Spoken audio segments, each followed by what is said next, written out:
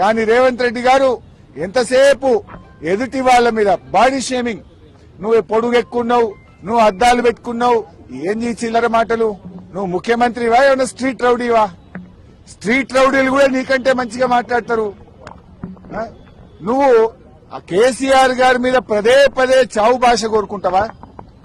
తెలంగాణ తెచ్చిన నాయకుడు, ప్రధాన ప్రతిపక్ష నాయకుడు, 10 ఏళ్లు ముఖ్యమంత్రిగా చేసిన కేసీఆర్ గారిని పట్టుకొని అడ్డగోలు మాటలు మాట్లాడతావు.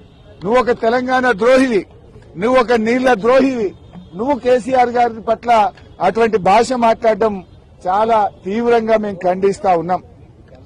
రాహుల్ గాంధీ గారు పొద్దున్న లేస్తే రాజ్యాంగం చేతిలో పట్టుకొని తిరుగుతాడు. ఇక్కడేమో అసెంబ్లీలో రాజ్యాంగం ఖూనీ అయితా ఉంది. ప్రధాన ప్రతిపక్షానికి మైకే ఇవ్వడం లేదు. అందువల్ల మేమందరం కూడా ఇక ఈ శాసనసభలో కూర్చున్నా వేస్ట్, మైక్ ఇవ్వకుండా ముఖ్యమంత్రిని తిట్టద్దంటాడు.